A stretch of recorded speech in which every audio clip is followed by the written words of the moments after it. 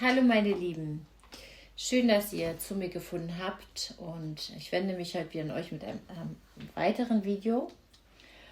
Und zwar war mein Impuls, nochmal drauf zu gucken, wie es gerade so im Kollektiv der Seelenpartner aussieht, wie es auf der männlichen Seite aussieht, auf der weiblichen Seite, was dein Herzmensch dir auch einfach noch sagen möchte. Und ich habe jetzt hier so diese aktuelle Hauptenergie bei ihm und bei dir auch nochmal mit rausgemischt, um einfach mal zu gucken, was ist Stand aktuell jetzt gerade bei dir los, ja, und was ist Stand aktuell bei ihm gerade los. Kopfebene, Herzebene und seine weiteren Schritte, genauso wie bei dir. Kopf, Herz, weitere Schritte. Dann verwende ich wieder mal das Kartendeck vom Phoenix Soulmate Lennemar. Das finde ich sehr, sehr schön, muss ich sagen. Ich arbeite sehr, sehr gerne damit und bin mal gespannt, was sich heute zeigen wird für euch. Ich wünsche euch natürlich erstmal ein wundervolles Osterfest. Das ist natürlich auch nochmal von mir für euch. Und starte jetzt mal mit dem Video. Was hat er auf der Herzebene, dein Herzmensch? Also er steht, wie gesagt, immer noch vor einer Entscheidung, ja. Diese Entscheidung ist aber für ihn wirklich nicht so einfach, weil da Hindernisse liegen, ja. Also ich würde nicht mal sagen, dass er regelrecht blockiert ist. Das nehme ich bei ihm gar nicht mal so wahr. Das Problem ist einfach, dass es bei ihm Komplikationen gibt und auch gibt es bei ihm Hindernisse, Probleme, die er aus dem Weg, seht ihr das, aus dem Weg räumen muss. Und das fällt ihm nicht so einfach. Ja, also er hat es schon auf seiner Kopfebene, also gerade was dich betrifft. Also es geht hier wirklich nur um dich, ja. Der hat es schon auf der Kopfebene. Und aber für diese Entscheidung sind halt einfach noch zu viele Probleme da, zu viele Hindernisse. Und die haben bei ihm auch mit seiner Vergangenheit zu tun, ja. So nehme ich das wahr. Und er muss Altes noch in seinem Leben loslassen. Liegt wieder die Familie. Also ich nehme schon wahr, der Storch, ja, der Storch. Gut, der Storch kann Kinder bringen. Storch steht für mich jetzt hier auch für Kinder. Ja, also er befindet sich noch in einer familiären Situation, wo vermutlich auch Kinder sind. Und aus dieser Situation oder da, wo er sich gerade befindet, muss er loslassen, Abschied nehmen. Und das fällt ihm nicht so leicht. Ja, also weil er Familie auch liebt, weil er in der Familie sehr, sehr viel Emotion steckt und auch sehr, sehr viel Anerkennung. Und also ihm tut das wirklich gut. Und das zu verlassen, das fällt ihm nicht so einfach. Und deswegen steht er immer noch an diesem Punkt, auch gedanklich, das finde ich sehr, sehr schön, dass es auf der Gedankenebene schon präsent ist bei ihm, zu sagen, ich muss eine Entscheidung treffen, aber ich weiß einfach nicht, wie ich das machen soll. Ich weiß nicht, wie ich diesen Berg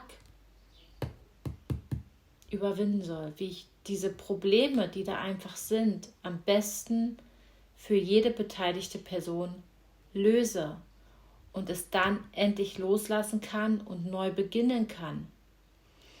Auf der Herzebene hat er Gefühle, ganz klar, das liegt hier auch, ja.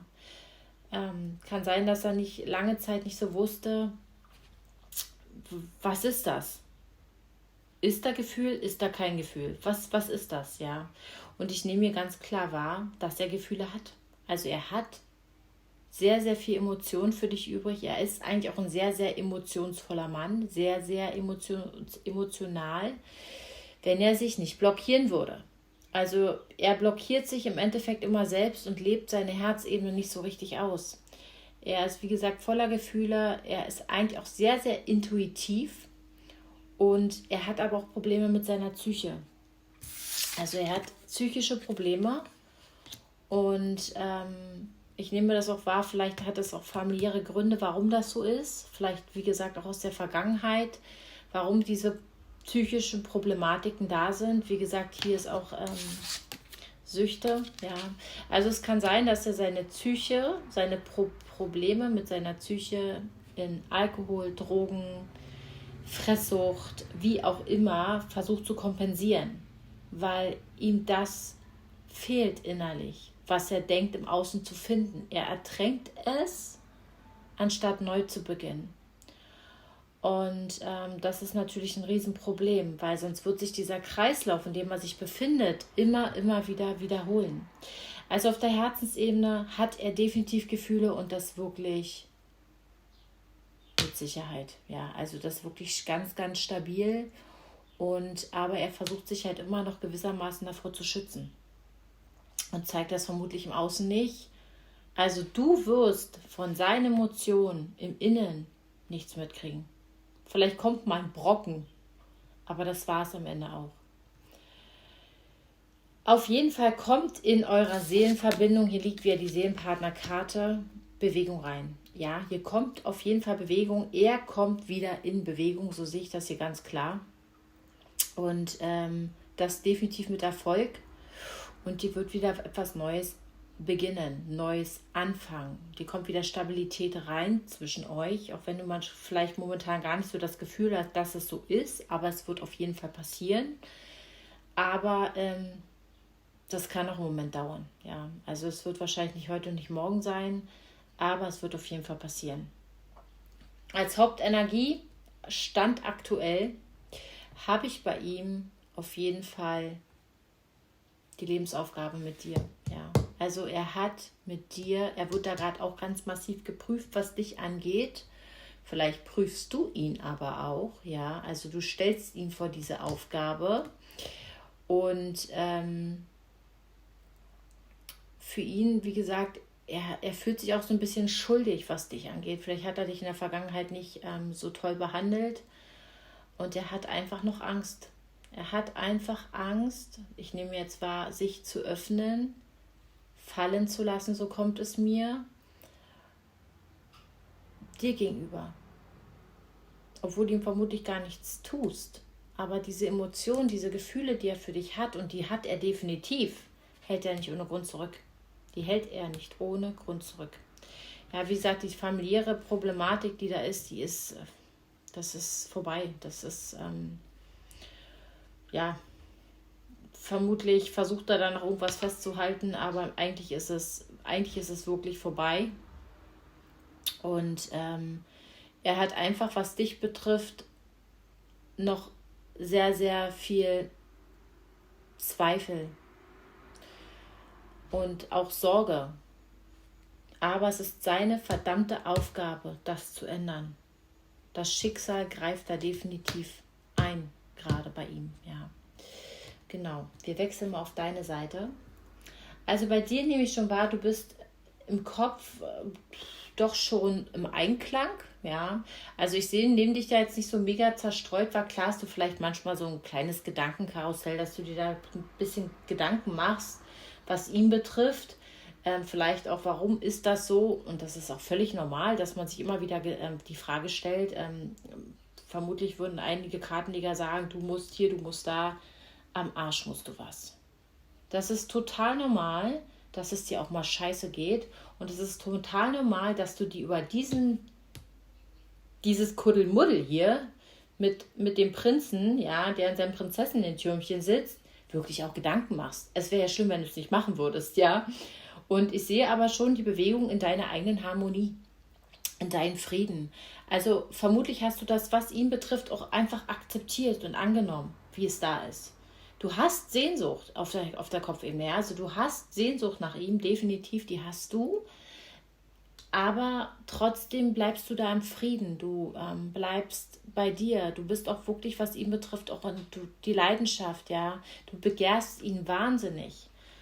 Aber trotzdem hast du keinen Bock auf diesen Kreislauf. Ja, du hast einfach keine Lust mehr drauf. Du hast keine Lust, das dritte Rad am Wagen zu sein. Du willst wirklich Harmonie und Frieden in deinem Leben und das wirklich auf der Kopfebene. Und da befindest du dich gerade aktuell drin, was für mich wieder zeigt, dass du einen wahnsinnigen Wachstum mitgemacht hast, einen wahnsinnigen Wandel auf der Herzebene. Wie soll es anders sein, ist natürlich er. Ja, ihr schaut euch direkt an. Also er ist wirklich bei dir sehr, sehr fest. Du hast, wie gesagt, Sehnsucht nach ihm, auch den Wunsch nach ihm, vermutlich ihn auch zu sehen. Du bist, wie gesagt, auch sehr, sehr emotionsvoll, sehr, sehr emotional und hast wirklich tiefe Gefühle, genauso wie er. Also bei euch liegt beide der Mond. Ja, ihr habt beide Gefühle füreinander. Jetzt fragt ihr euch wahrscheinlich, warum leben wir es nicht? Ja, weil euer Schnuckelchen einen Berg mit sich rumschleppt, voller Probleme, die er erstmal bewältigen muss. Und es ist auch total okay, dass er das macht, weil jeder hat sein Tempo und jeder braucht seine Zeit. Wie gesagt, du bist auch sehr, sehr intuitiv. Du bist voller Gefühle. Du reflektierst aber auch ganz, ganz viel auf der Herzensebene, was ihn betrifft. Ja, also du hinterfragst da auch und schaust dir gewisse Thematiken, die er dir wahrscheinlich spiegelt oder zeigt, für dich nochmal, okay, vielleicht muss ich hier nochmal gucken. Vielleicht solltest du da aber auch nochmal gucken, falls du es noch nicht gemacht hast, dann mache das, dass sich dieser Kreislauf nicht nochmal wiederholt. Es kann sein, dass du manchmal so auch ein bisschen sentimental bist, ja, was das betrifft, dass du manchmal ein bisschen mit der Psyche Probleme hast. Bei denen nehme ich das aber nicht so als dauerhaft wahr, sondern dass es vielleicht mal, dass du dich manchmal einfach nicht so gut fühlst. Ja, weil es ist ja normal. Ich meine, wenn jemand liebst und lebst es nicht, ist schon Käse. Sind wir mal ehrlich, ist so. Aber wie gesagt, ihr habt beide Gefühle füreinander. Das ist definitiv der Fakt. Er hat mehr mit der Psyche Probleme, auch so, dass er wirklich trinkt, raucht, whatever. Versucht seinen ganzen Scheiß, den er da zu bewältigen hat, wo er eigentlich nicht glücklich ist, wirklich zu ertränken. Bei dir ist es aber so, dass du manchmal, dass sich vermutlich mit ihm der was wiederholt und das macht dich so ein bisschen traurig. Aber du fängst dich in der Regel auch wieder sofort. Ja. Was ist bei dir? Also du gehst auf jeden Fall wieder in die Tiefe. Du schaust wahrscheinlich in der Tiefe nochmal nach, aber du gehst ins Glück hinein. Und das nehme ich auch sehr, sehr schnell bei dir wahr. Ja, klar willst du ihn sehen, du willst ihn treffen, er kommt doch auf dich zu, aber du willst das Glück nur noch in deinem Leben. Du willst einfach das Glück leben und auch raus aus diesem Irrgarten-Scheiß, wo du dich befunden hast oder vermutlich immer noch befindest oder immer wieder. Wirst du auch, definitiv. Also du kommst wieder in Bewegung, du gehst wieder in die Tiefe, ja, in deine Harmonie und es geht für dich wieder, also es wird wieder, du wirst wieder energiegeladener sein, du gehst nochmal in den Wachstum hinein, du wirst nochmal über dich selbst wachsen, ja. Und ich nehme mir eine Menge Selbstvertrauen da. Das, was bei ihm hier kippt, ja, er ersäuft das, ist bei dir wirklich wieder das Selbstvertrauen. Und das wirst du immer mehr für dich aufbauen, weil du dir das selbst einfach wert bist. Vermutlich, weil du dich selbst jetzt auch wertschätzt. Aktuell ist es bei dir so, ja, dass du blockiert bist.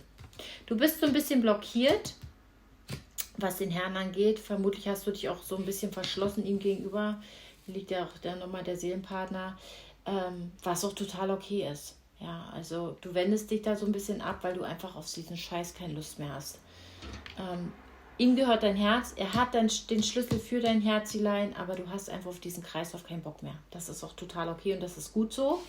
Sei stolz auf dich, du liebe Seele. Jetzt schaue ich mal rein, was er dir noch sagen möchte, dein Seelenhäschen.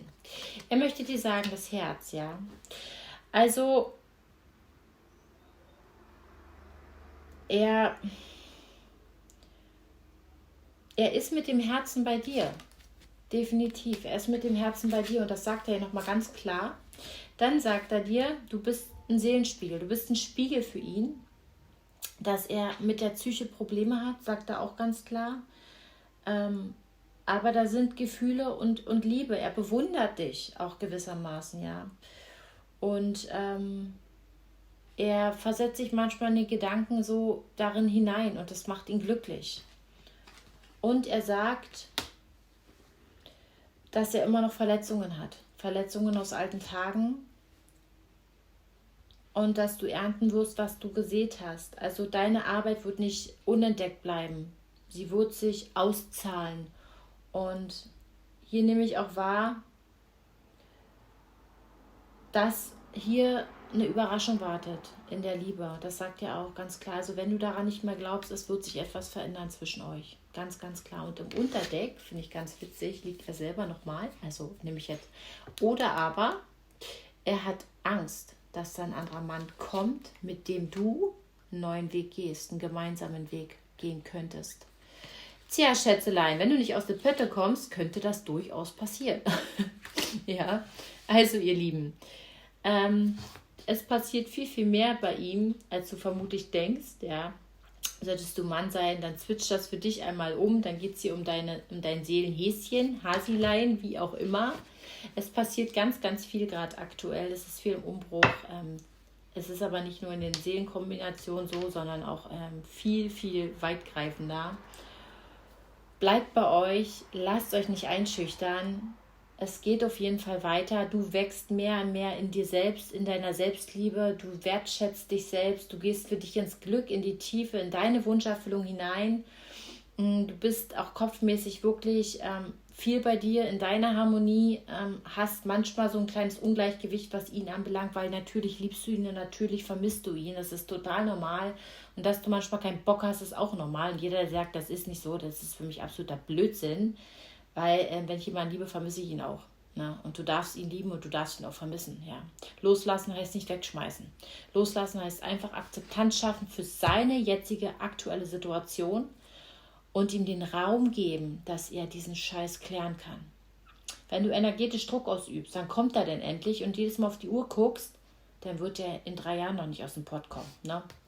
Lass den mal bei sich. Der hat seine eigenen Probleme, hier liegt Psyche, Süchte. Der muss noch ein bisschen was bereinigen, der Gute, aber da liegt Neuanfang in seinen Entscheidungen und das wird auf jeden Fall auch passieren. Du beschäftigst ihn wahnsinnig und hier liegt es auch nochmal ganz klar, es wird sich etwas wandeln. So ihr Süßen, ich möchte es gar nicht so ausschweifen. Ich hoffe, euch das Video hat gefallen. Ich hoffe, das Video hat euch gefallen. Wenn ja, lasst mir mal einen Daumen nach oben da. Und kommentiert das gerne, das freut mich. Und für jeden, der eine persönliche Legung möchte, schreibe ich wieder unter das Video meine Kontaktdaten rein, wie ihr mich erreichen könnt. Ich freue mich wahnsinnig auf euch, wünsche euch jetzt auch ein wundervolles Osterfest und ihr dürft mich natürlich auch über Ostern anschreiben, das ist überhaupt gar kein Problem. Ich liebe das, was ich hier mache und deswegen stellt das für mich überhaupt gar kein Problem dar und freue mich auf jede Seele von euch. Ich drücke euch ganz fest und freue mich von euch zu lesen. Tschüss!